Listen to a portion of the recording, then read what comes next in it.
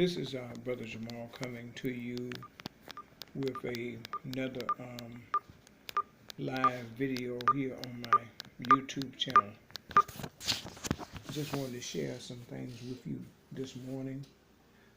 Once again, this is Brother Jamal coming to you on my YouTube channel. Wanted to share some,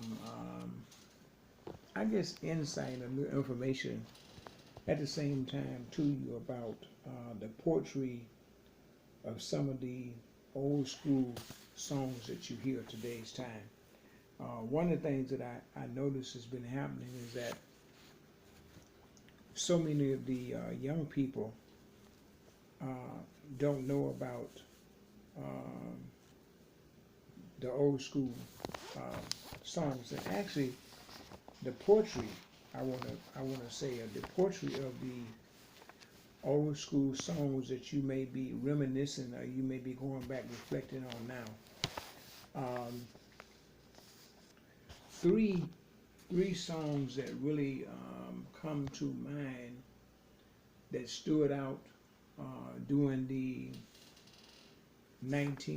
early 60s, I should say, early 60s all the way up into the 90s with Tupac kind of doing his poetry in the early 90s and late 90s in some of his poetry. One of the most prolific poets and one of the most prolific poetry that I heard during the 1960s, which was made into a kind of the song of the movement, was "A Change Is Gonna Come" by Sam Cook. Now, for the younger people out there who may not know about the kind of behind the scenes meaning of this poetry, because it's actually poetry. When you listen to Sam Cook, it's actually poetry that he's reading off.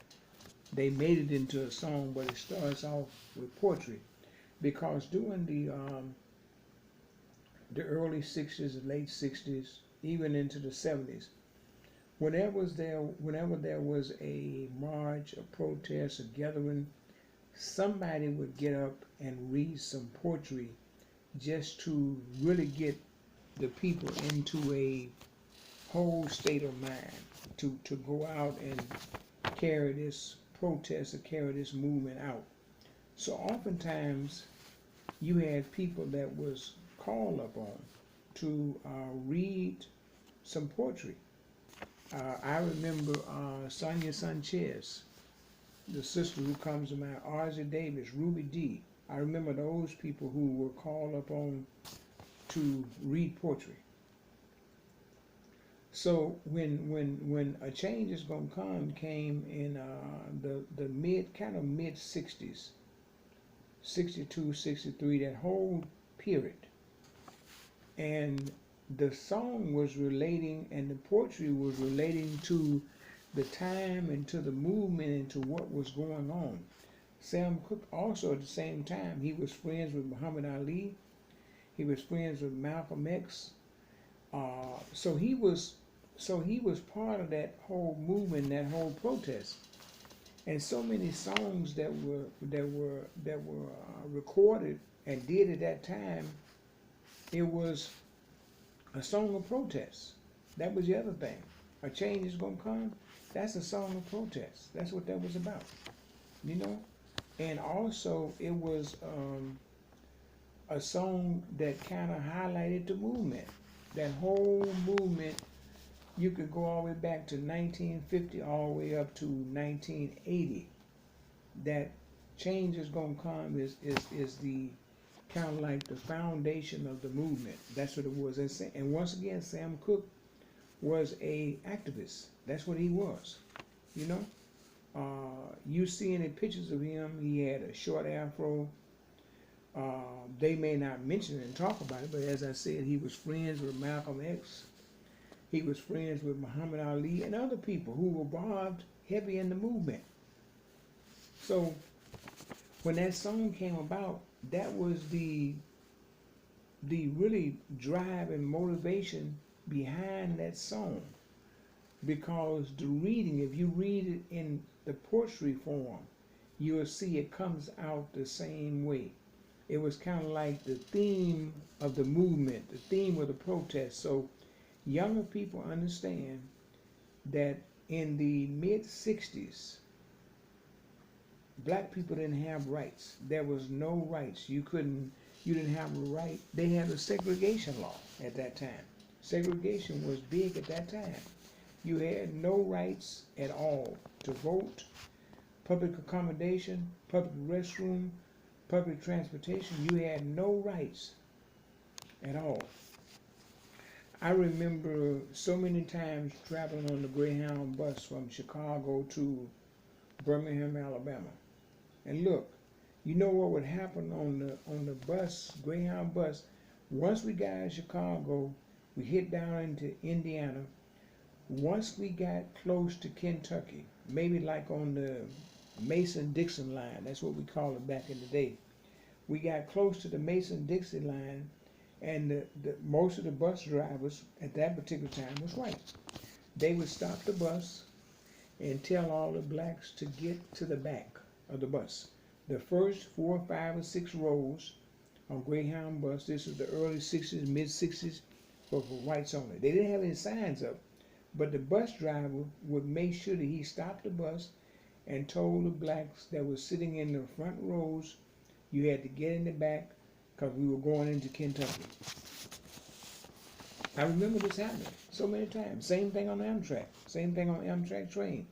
You could not, on the Amtrak train, you could not go up in the dining car area and eat. You had to get your food, take it to the back, or you had to take a little sack lunch. If you wanted something to drink, you could. The rule was segregation, once again. The rule was you could not eat in the dining car area of the Amtrak train. This is the early 60s, mid 60s, late 60s. I remember because I used to travel on Amtrak from Chicago to Birmingham, Alabama. They had a Miami special that used to run out of Chicago, and it went all the way to Miami, Florida. They had stops on the way.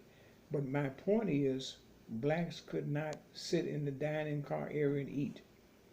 So the song is saying, the poetry is saying a change is going to come. That's what all this was about, y'all. The mid 1960s, that's what all this was about. You recall, I don't recall, in the 20th century, you had Martin Luther King got murdered in 1968. You had JFK, 1963. You had Robert Kennedy, 1968, and you had Brother Malcolm, 1965.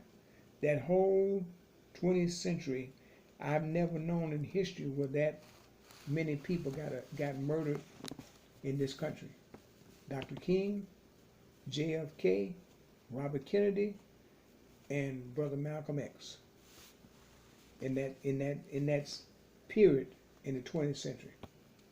So this reading, A Change is Gonna Come, is all about the movement.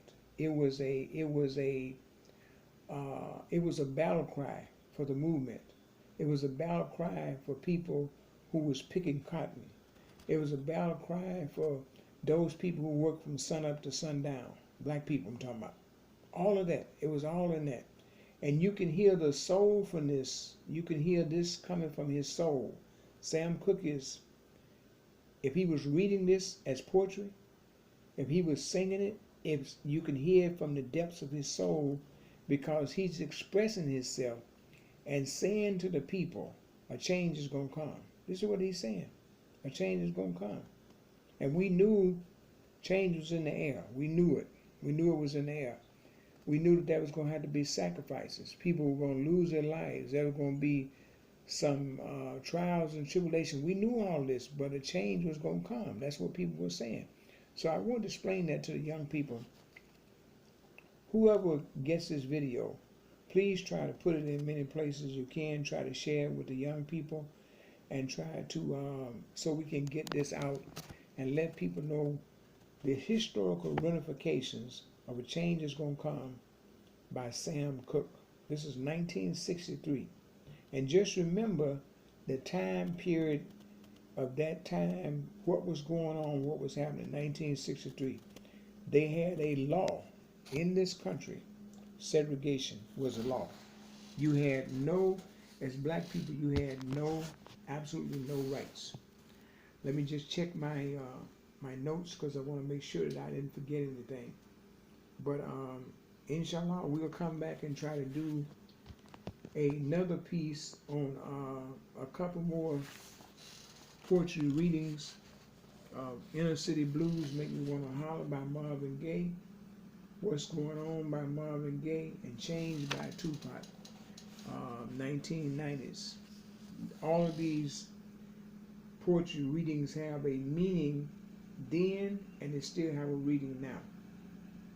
That's the connection. It has a meaning from that point. It has a meaning to today's time. Also, make sure that you hit my subscribe button, and anyone that tell them to make sure they check on the subscribe button and hit that so you can be in the loop when I get ready to drop a video. Okay.